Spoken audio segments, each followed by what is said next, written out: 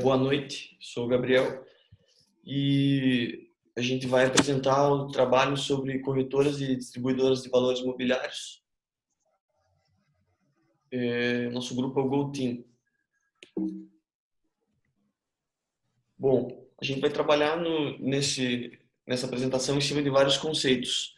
Conceito de valores imobiliários, o que são as corretoras e as distribuidoras de valores imobiliários, essas instituições, quais funções essas instituições exercem, as suas principais atividades, as plataformas de negociação utilizadas por essas instituições, ou seja, a gente vai trabalhar em cima disso ainda.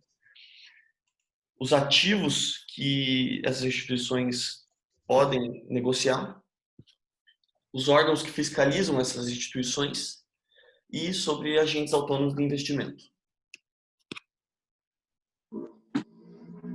Eu sou o Arthur, eu vou falar essa primeira parte com a definição e os conceitos sobre valores mobiliários, partindo depois para a parte da lei, que abrange os valores mobiliários, e a mudança de conceito que aconteceu ao longo desses últimos anos, desde que foi criado este termo, né, valores mobiliários, e, por fim, a regulação pela CVM, que é a Comissão de Valores Mobiliários. Bom, valores mobiliários, a definição, a princípio, ela foi limitada a títulos que eram emitidos por companhias abertas. Porém, esse conceito ele foi se alterando e foi ampliado ao longo do tempo. Inicialmente, estava limitado a empresas que abriam capitais e disponibilizavam seus investimentos para terceiros.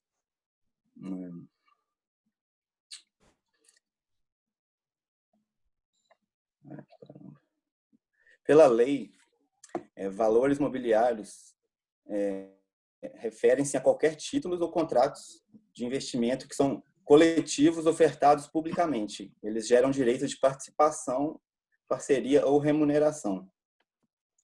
Para os investidores, os valores mobiliários são uma forma de aplicação, possuem riscos e potencialidade de rentabilidade. Para as entidades, os valores mobiliários são uma forma de financiamento.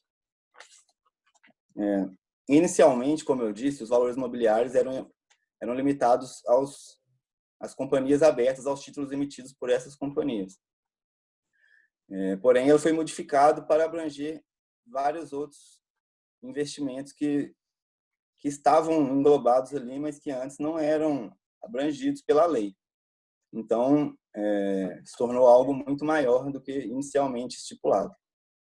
A lei número 6.385, ela define como valores mobiliários ações, debêntures e bônus de subscrição, certificados de depósitos de valores mobiliários, cédulas de debêntures, as cotas de fundos de investimento em valores mobiliários, os contratos futuros, opções e outros derivativos cujos ativos subjacentes sejam valores mobiliários.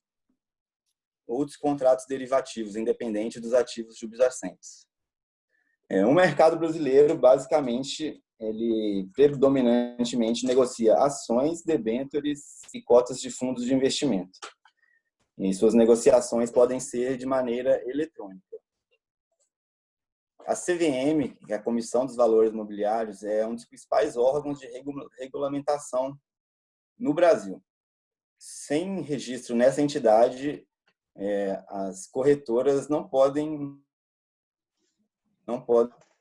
oferecer esse tipo de serviço, né? A Comissão de Valores Mobiliários da CVM, ela é composta pelo presidente e 4 diretores nomeados pelo presidente da República. E lembrando que os valores mobiliários são diferentes de créditos, de títulos de crédito. Enquanto o valor mobiliário se refere a papéis que representam investimentos e são emitidos em série, vários, os títulos de crédito costumam ser individualizados e até por representarem uma operação de crédito como troca de bens presentes por bens futuros. E assim eu finalizo essa parte. Tá. Eu vou seguir falando sobre o que são as corretoras e as distribuidoras de valores imobiliários. Bom, basicamente todas as funções que elas exercem e o conceito de corretora e distribuidora giram em torno de uma só função. Ou seja, as corretoras e as distribuidoras, a principal função delas é intermediar investimentos. E hoje em dia não existe mais diferença entre corretora e distribuidora. Porque em 2009 o Banco Central e a CVM entraram numa decisão conjunta dizendo que, eu peguei a lei ali, decisão conjunta de 2009, autoriza as sociedades distribuidoras de títulos e valores imobiliários a operar diretamente nos ambientes e sistemas de negociação dos mercados organizados de bolsa de valores. Ou seja, a partir dessa decisão, as distribuidoras passaram a exercer a mesma função das corretoras, certo? E essas instituições, elas recebem uma função de participante de negociação plena. Essa função que elas recebem digamos que é como se fosse uma função. Elas recebem uma participação de negociação plena, ou seja, elas podem operar diversos ativos no sistema de negociação da Bolsa de Valores. Ativos esses de renda fixa, derivativos, commodities, moedas, commodities como café, ouro, pares de moedas, contratos, futuros, renda variável, ações, opções, mercado de câmbio e renda fixa pública, que são os títulos públicos, né? Um Selic. Na renda fixa, a renda fixa privada de um lado e a renda fixa pública do outro. A renda fixa privada são fundos de investimento de renda fixa, ou CBDs, que são os debêntures, né? Vou passar a parte para o Benjamin agora. Não, desculpa, ainda sou eu. Vou falar sobre as funções das corretoras, perdão. As corretoras, elas podem exercer suas funções no mercado futuro, ou seja, fazer operações no mercado futuro, operações de sua própria conta ou de conta de terceiros, no caso clientes, vendendo títulos e valores imobiliários. Elas podem atuar como agente fiduciário, ou seja, o poder do agente fiduciário é efetuar pagamentos de juro, amortização de resgate, requerer falências. O agente fiduciário, ele é responsável por defender o direito dos investidores de debêntures, ou seja, pessoas que investem em debêntures em renda fixa, em fundos de renda fixa. Então, eles podem exercer essa função. É sempre bom lembrar a diferença entre ação e debênture, né? Porque os dois são cotas de empresas, mas o debênture tem prazo de validade e rendimento fixo por mês, enquanto a ação ela tem um rendimento volátil e você não tem prazo de vencimento dela. Você pode carregar ela enquanto a empresa durar, né? De acordo com a durabilidade da empresa. A corretora intermedia a operação de câmbio entre pares de moeda, seja em contrato futuro também, isso pode ser feito. Elas intermediam IPO, que são ofertas públicas das empresas. Os IPOs, eles acontecem quando uma empresa deixa de ser limitada para se tornar uma sociedade anônima. Nisso, ela joga a oferta de ações no mercado. E o preço da ação, quando a ação entra na bolsa, varia de acordo com a demanda que essa ação teve no mercado. Quantas pessoas estavam querendo comprar essa ação? Se é muita gente querendo comprar, o preço da ação vai ser mais alto, consequentemente. E ela também pode exercer a intermediação de subscrições. Subscrições é quando uma empresa joga suas ações no mercado depois de possuir ação na Bolsa de Valores. Para que serve isso? Para fazer captação de dinheiro, para investimento próprio da empresa mesmo. A corretora pode exercer operações de conta-margem, igualmente no mercado futuro, por conta própria ou conta de terceiros. Mais para frente eu vou mostrar um exemplo do que é uma conta-margem, como funciona.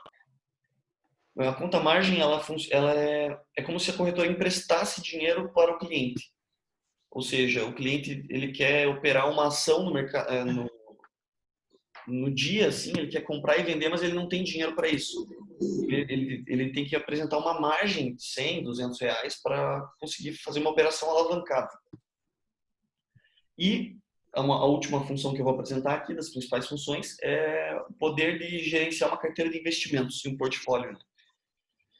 Ou seja, as corretoras elas podem administrar e custodiar títulos de valores imobiliários e organizar fundos de investimento, até clubes de investimento, ofertando esses ativos para o mercado. As plataformas de negociação que as corretoras usam, os home broker. Por meio dessas plataformas, as corretoras elas fazem suas operações, ou os clientes fazem as operações via home broker. Você quer comprar uma ação, você quer comprar uma opção, operar em mercado futuro, você entra pelo home broker. Eu trouxe aqui alguns exemplos de... Essa é um box de cotação de um home broker da empresa Ambev. Aqui você consegue ver tudo, né? Quantidade de negócio que está sendo ofertado naquele momento, o preço da ação, variação, tudo isso em tempo real. O preço de abertura daquela ação, fechamento, a máxima. E dentro do home broker você também consegue acompanhar informações. Você pode fazer chamados para entrar em alguma ação, em algum ativo de algum analista presente na corretora. Algum agente autônomo, como a Duane vai explicar mais para frente, enfim. Esse é uma caixa de mensagens de uma recomendação de uma compra de Banco do Brasil de um analista da corretora. Eu também trouxe de exemplo. Essa é a visualização de um home broker, né? Assim que é organizado um home broker. E eu trouxe aqui um exemplo de como funciona uma operação em conta margem. Eu vou soltar um vídeo agora, bem rapidinho, 30 segundos. Antes de soltar o vídeo, essas operações de conta margem são realizadas em plataformas desenvolvidas, não são home brokers. São plataformas terceirizadas de empresas especializadas em software para o mercado financeiro. Eu trouxe 2 exemplos aqui para mostrar. E vou passar o vídeo aqui.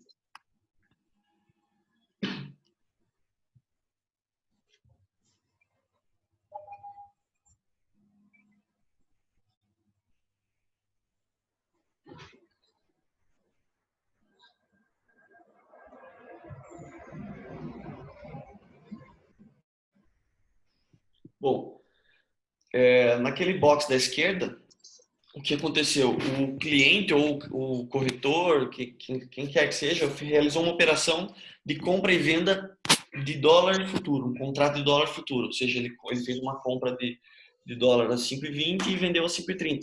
Mas ele não tem o capital necessário para realizar essa operação. Então, a corretora oferece uma margem para ele. Ele precisa ter, um exemplo, R$100 para conseguir realizar essa operação.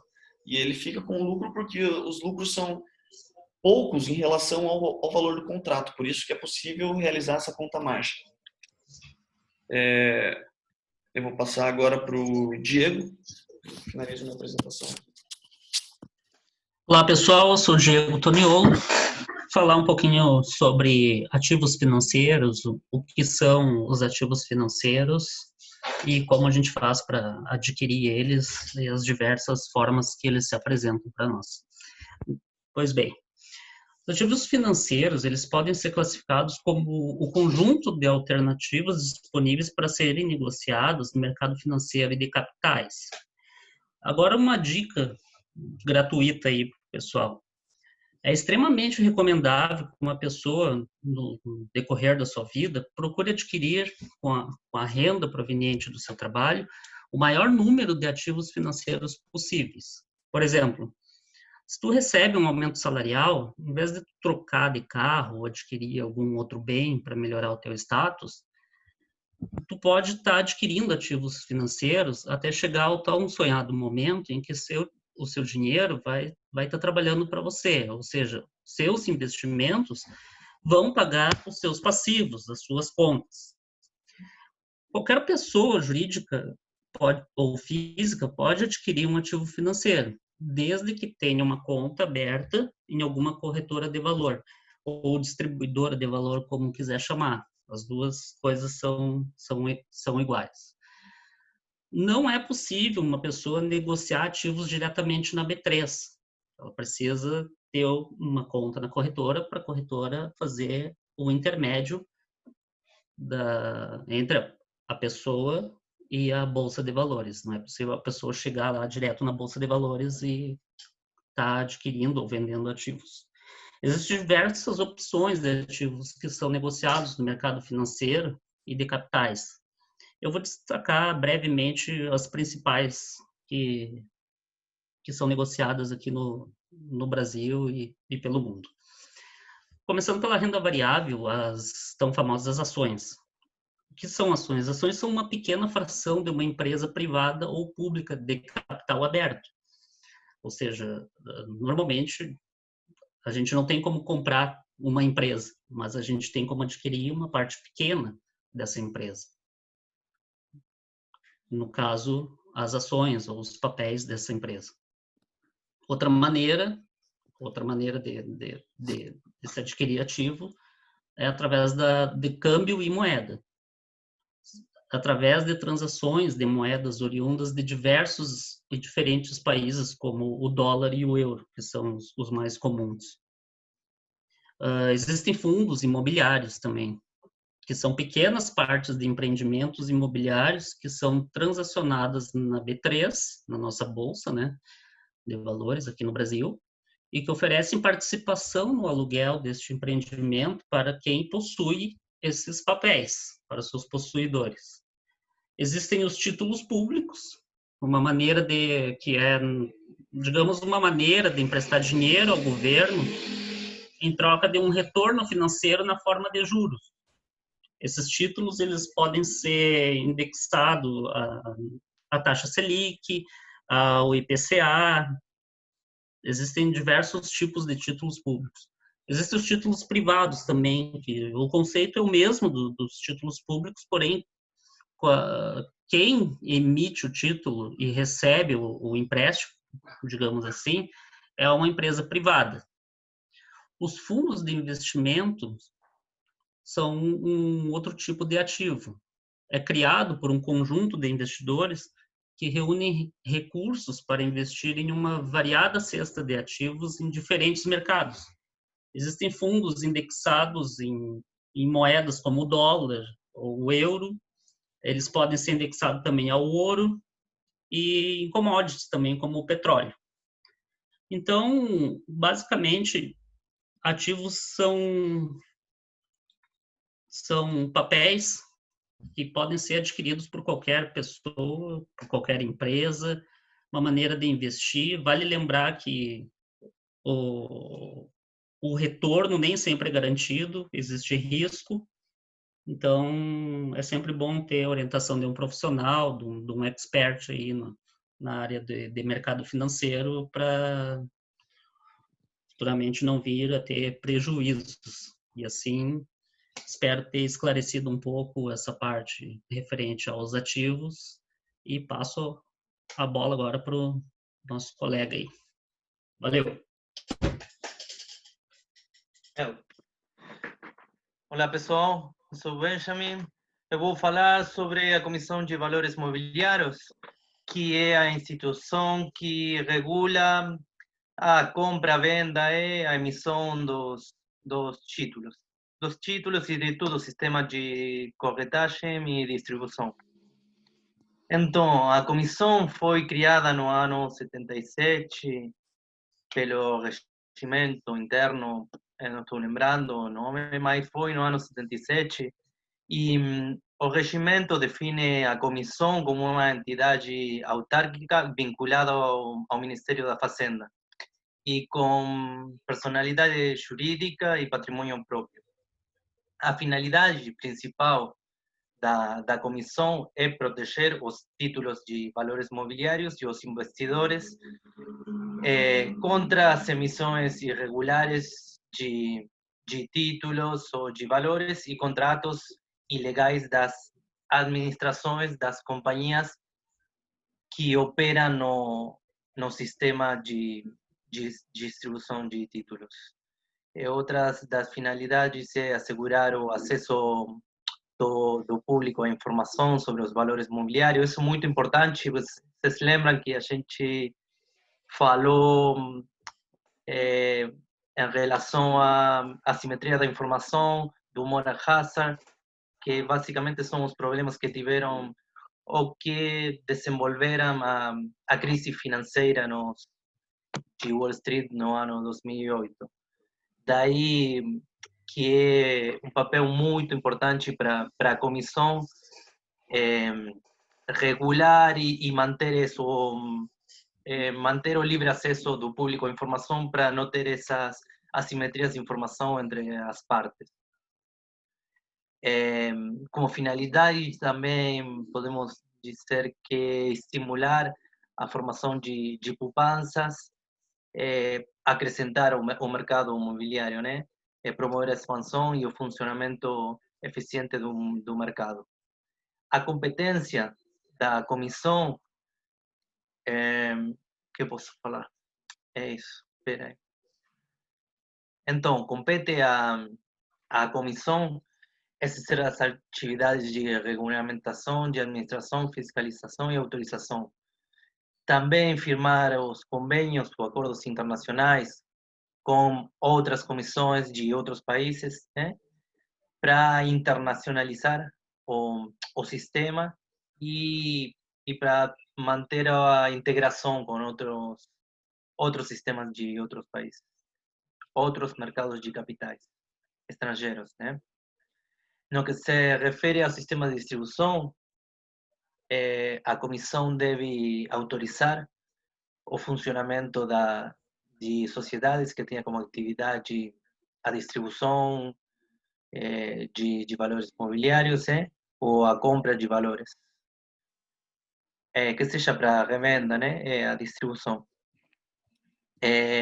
A comissão também deve registrar a emissão pública de valores imobiliários.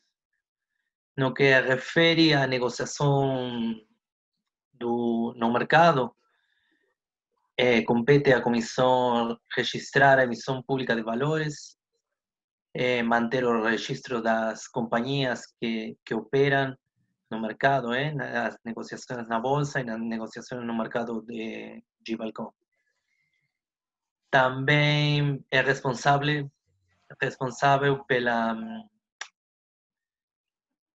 pelas normas e autorização das instituições financeiras que operam no mercado. E tudo que seja isso mesmo, registro e a guarda dos livros e transferências de ações.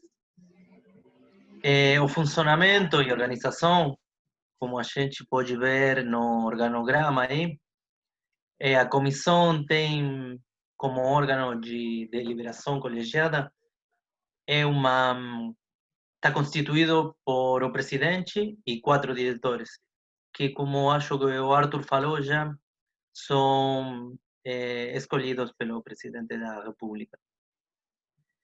Então, é só isso, pessoal. Passo para quem segue, não sei.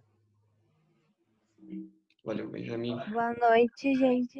Eu sou a Duane e eu vou estar falando sobre os agentes autônomos de investimentos. Como foi dito anteriormente, né, citado sobre as corretoras de valores imobiliários, elas registram, né, alguns agentes, e um desses agentes é os agentes autônomos de investimento. Eles são conhecidos por serem pessoas físicas, onde eles podem exercer suas funções sobre a forma de sociedade ou como uma firma individual. E eles atuam antes dos participantes do sistema de distribuição de valores imobiliários.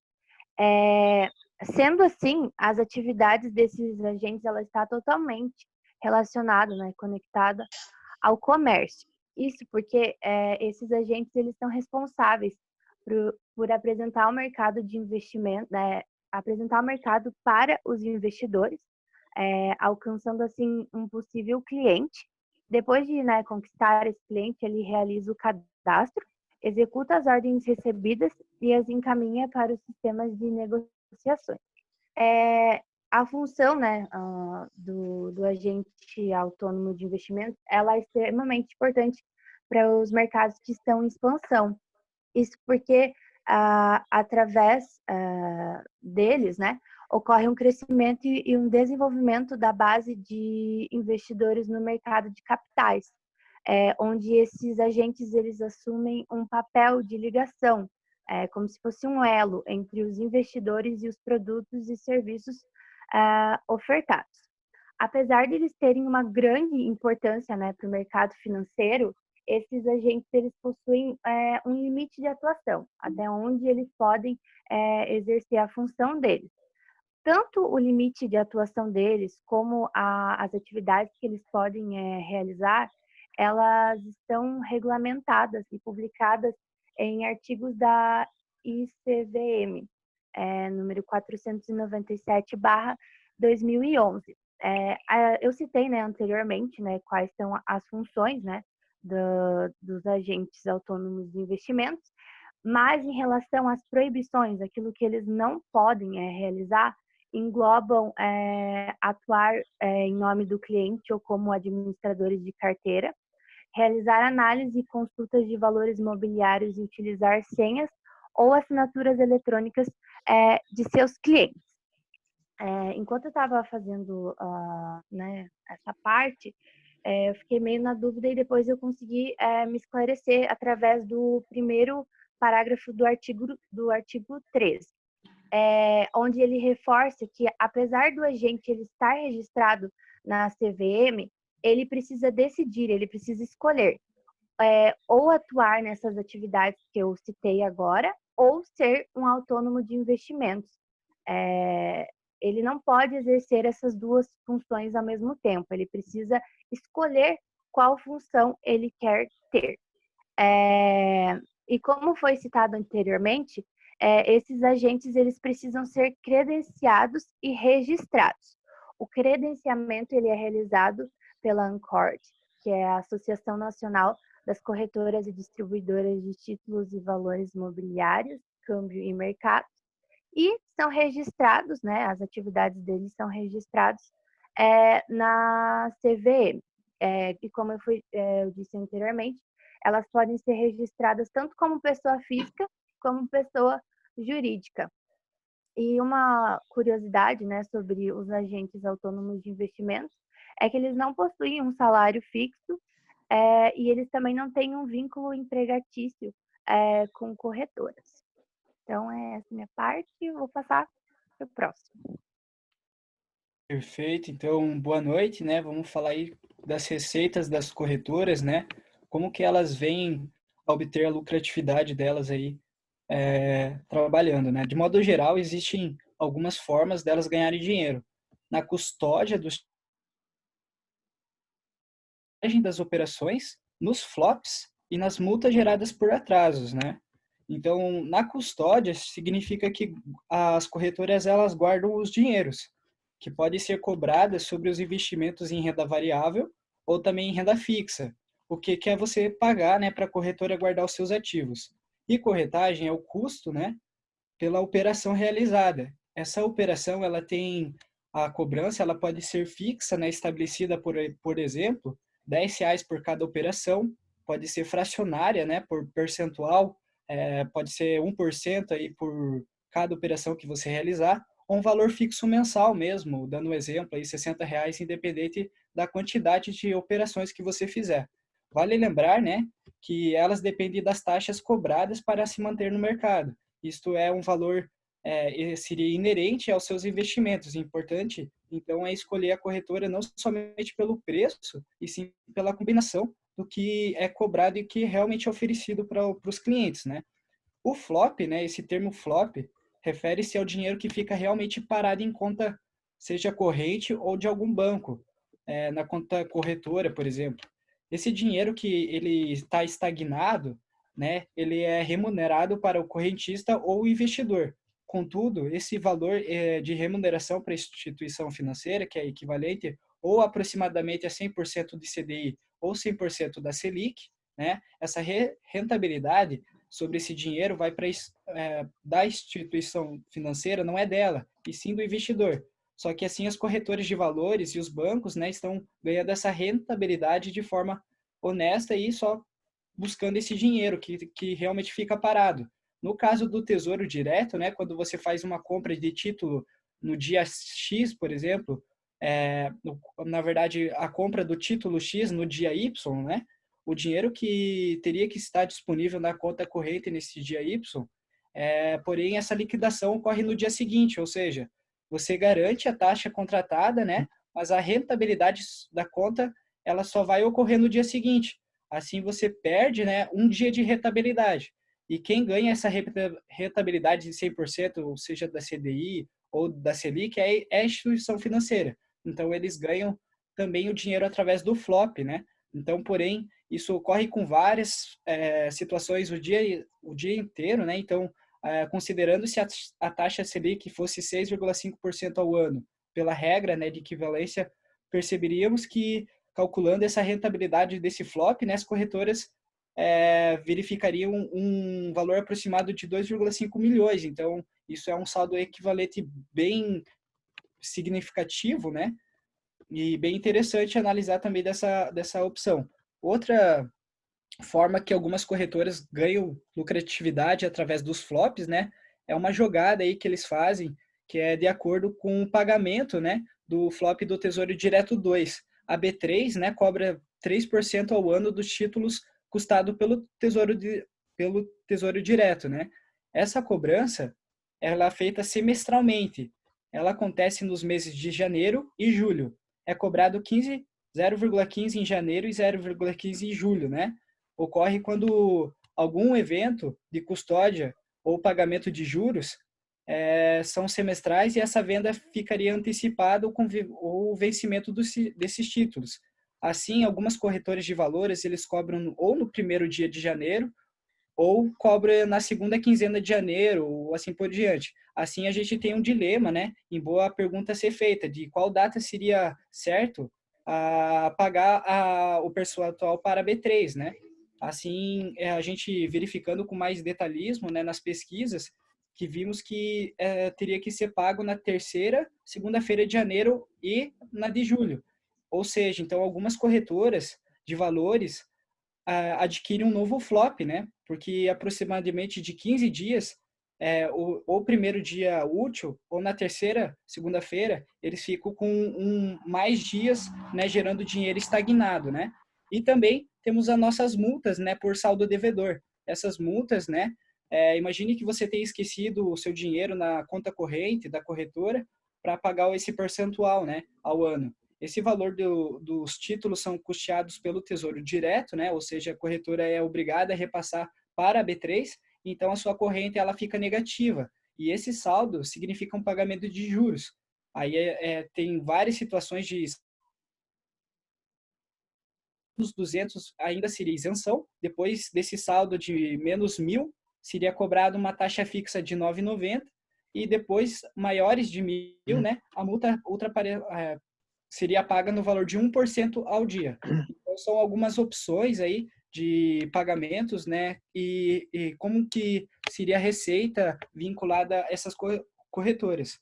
Então, considerando todas as formas de receita, tanto das corretoras, né? A gente chega em situações importantes, né? Que as corretoras, elas ganham dinheiro também com taxa zero, né? Seja por meio de comissão, pelas instituições financeiras ou nos produtos de renda fixa, seja por um percentual ou até mesmo pelo meio de flops ou multas pelo saldo devedor. Beleza. Então é isso. No último slide aqui eu trouxe alguns exemplos de corretoras que a gente tem no Brasil, algumas mais conhecidas aí. E é isso aí. Obrigado e boa noite. Agradeço, boa noite e tenha um excelente dia. Ótimo.